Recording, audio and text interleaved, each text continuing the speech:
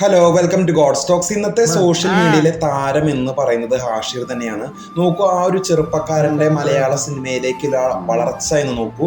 എന്ന് വെച്ചാൽ വാഴ ചെറിയ ചെറിയ റീൽസിലൂടെ ആദ്യം നമ്മുടെ ഹാഷിർ കടന്നു വന്നു.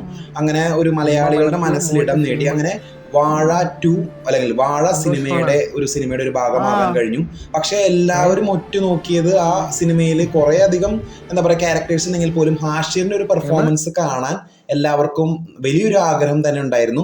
ആ ഒരു ഇതിന്റെ ബേസിലാണ് വാഴ 2 ഹാഷിറിനെ പ്രധാന നായകനാക്കിയിട്ട് വാഴ 2 ചെയ്തത്. വാഴ 2 സിനിമ ഉണ്ടായത് തന്നെ എന്ന് സംവിധായകൻ വെളിപ്പെടുത്തിയിട്ടുണ്ടായിരുന്നു.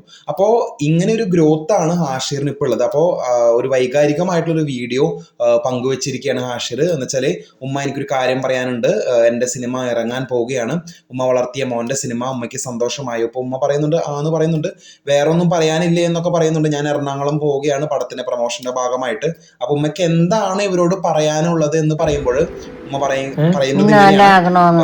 ഉമ്മയ്ക്ക് എന്തെങ്കിലും പറയാനുണ്ടോ എന്ന് ചോദിക്കുമ്പോൾ പറയുന്നത് ഇങ്ങനെയാണ്: നിന്നെ നല്ലതാക്കണേ എന്ന്, ഇവനെ നല്ലതാക്കണേ എന്നാണ് ഉമ്മ ആ ഒരു എന്താ പറയാ തന്റെ മധുരമായിട്ടുള്ള ആ ഒരു ശബ്ദത്തിലൂടെ പറയുന്നത്.